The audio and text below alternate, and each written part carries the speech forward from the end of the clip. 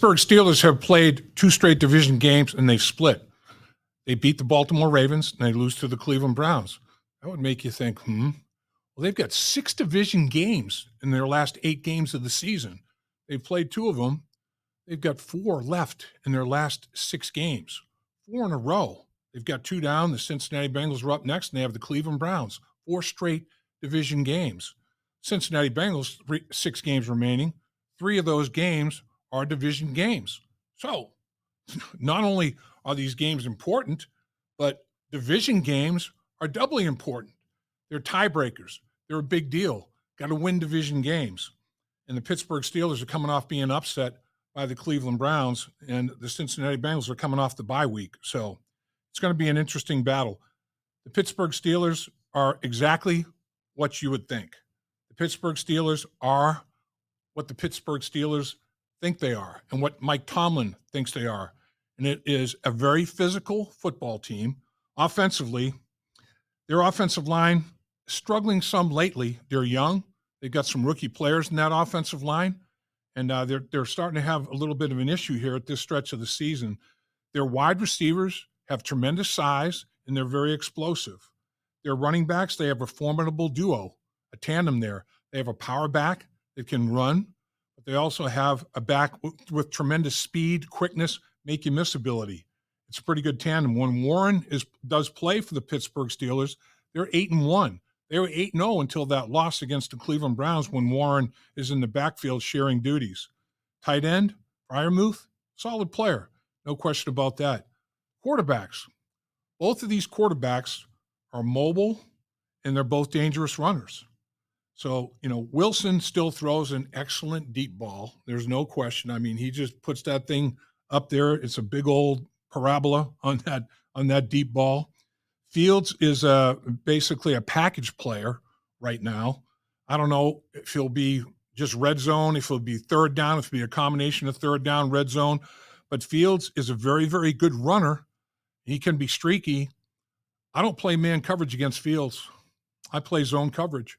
Because if I'm playing man coverage and they have their backs turned and they're playing man and Fields takes off running, a little bit of a problem. From what I've seen, teams are playing more zone against Fields than man, and I can totally understand why. Because he looks to run that football. Wilson can do it, but Wilson's not really looking to do it as much as Fields is looking to do it. Defensively, this football team is tough, physical, tough as nails. They load the box every single snap. I'm not kidding you.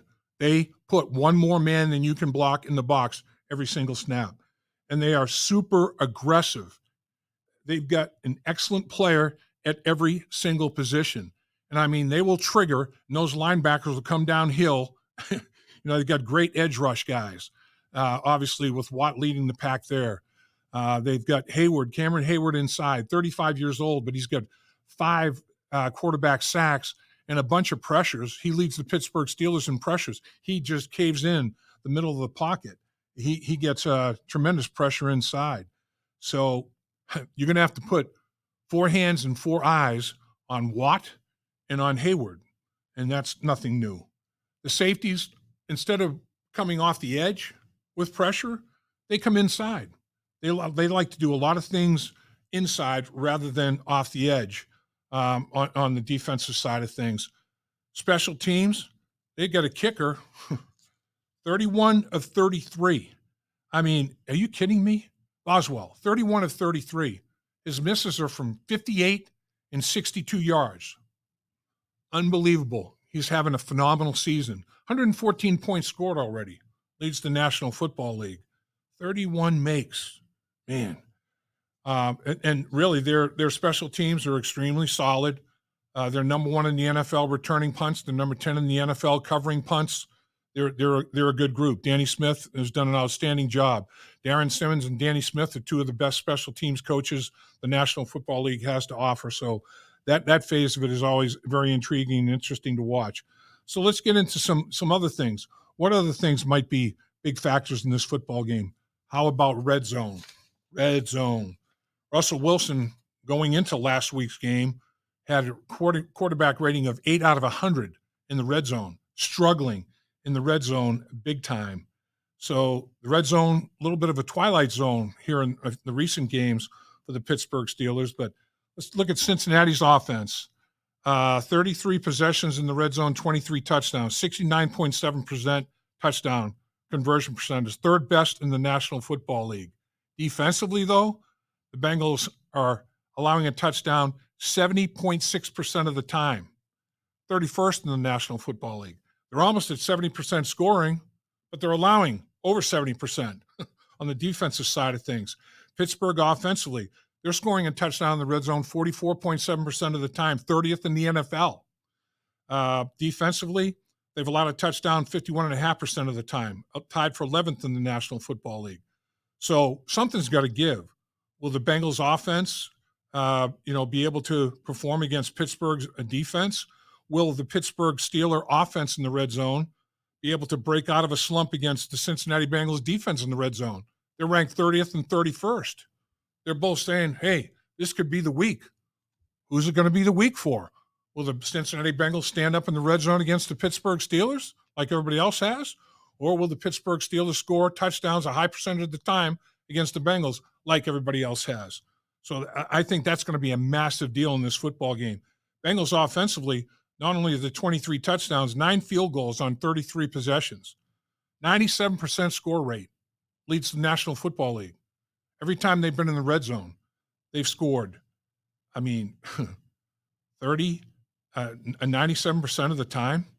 That's 32 out of 33 possessions. That's pretty strong. So will the red zone be the red zone, a productive thing, or will it be the twilight zone? And who's it going to be the twilight zone for? Which football team? Let's talk about third down.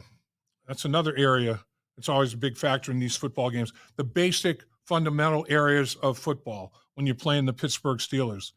On third down, the Bengals offensively converting 45.2% of the time, tied for 10th in the National Football League.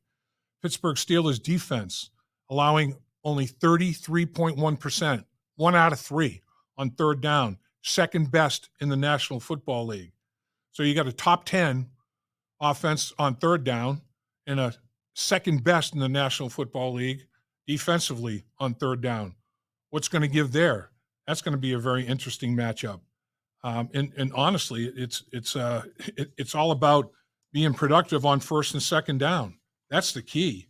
You don't want to be in third and long against the Pittsburgh Steelers. That's someplace you don't want to be. Cincinnati Bengals on first down are amongst the league leaders on first down. They've done a good job on first down. They're a top 5 first down yards gained team. They're going to have to be productive on first and second down and stay out of third and long. It's going to be a massive deal. Turnovers, that basically should have been number one. That's what it's all about in this football game, although the Steelers went +2 against the Cleveland Browns and lost. So there was more to it than turnovers in that football game, obviously. And we'll talk about field position and all these other things. Turnovers, though, ball security is a massive deal. The Pittsburgh Steelers, they've got 12 interceptions, tied for 5th most in the National Football League. They've recovered 10 fumbles. 10. Forced 19, recovered 10 of them. Second best in the NFL. 22 takeaways, tied for second best in the National Football League. They've only got 9 giveaways, tied for 4th fewest in the NFL. Plus 13, second best in the National Football League. They're all about ball security. They've only thrown 3 interceptions. Mike Tomlin's all about don't put the ball in jeopardy. Russell Wilson and Fields have thrown 3 interceptions. That's tied for second fewest in the National Football League. So they do not give possessions away. Ball security is paramount in Pittsburgh.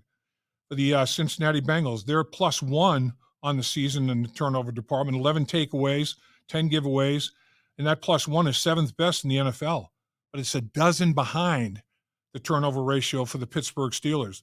Now, the key is going to be when you do get a turnover, when you do get a takeaway, capitalize, get points off of those turnovers. That's going to be the deciding factor. Turnovers are great, but if you don't capitalize on it, it's going to be a horse of a different color. By the way, the Bengals are averaging 6.24 yards on first down, which is 5th best in the NFL on first down. So hopefully they'll stay out of a third and long against this football team of the Pittsburgh Steelers. Steelers are out rushing their opponents by 50 yards a game. That's no surprise. The Bengals are being out rushed by almost 40 yards a game. Honestly, that's no surprise either. Bengals are number one in the NFL rushing, throwing the football, but they're not running the football by any stretch of the imagination. You can't get out rushed by 50 yards against the Pittsburgh Steelers. Be a little bit more competitive in that running game. I think that'd be a big factor in the football game as well. I think that's going to be something to watch.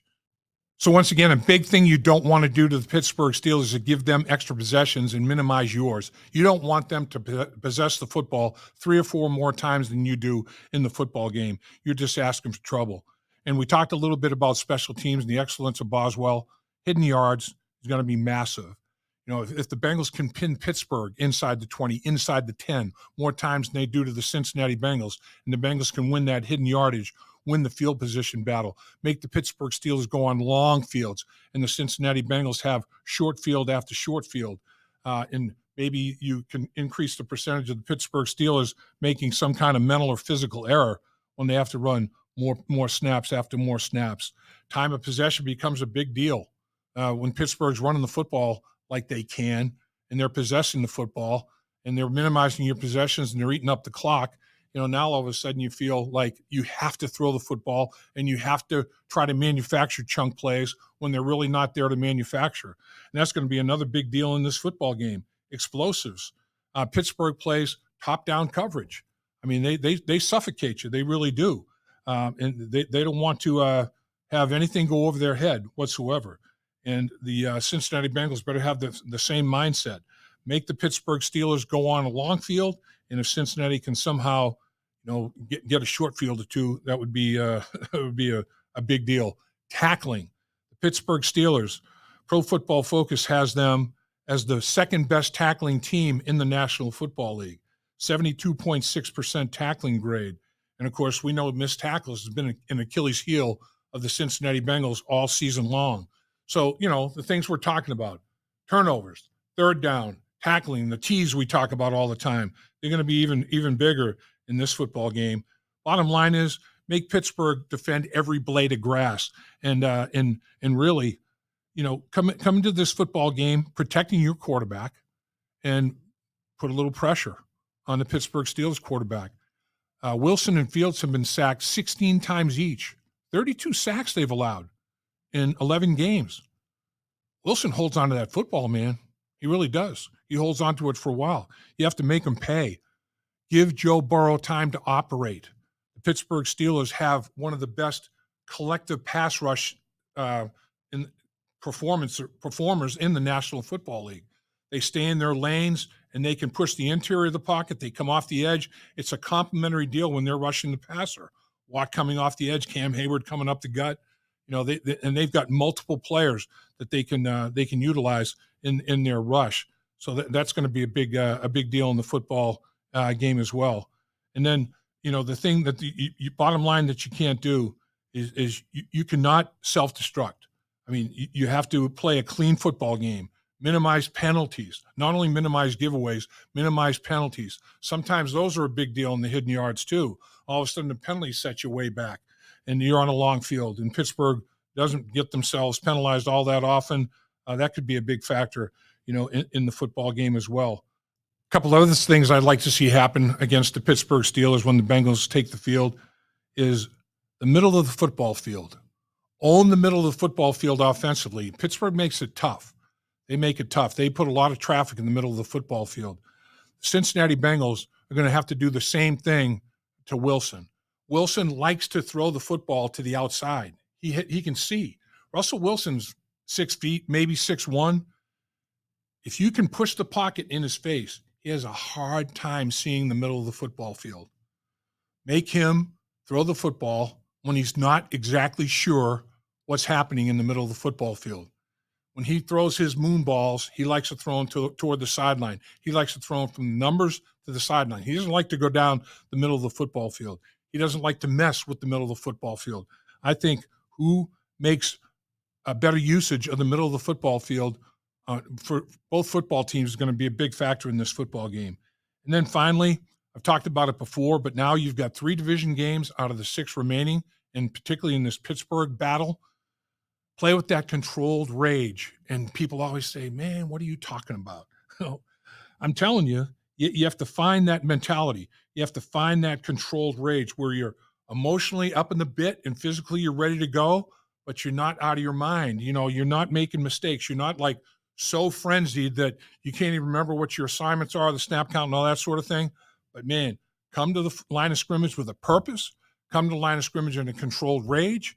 And when you fire off that football, be the most physical player, on both sides of the football.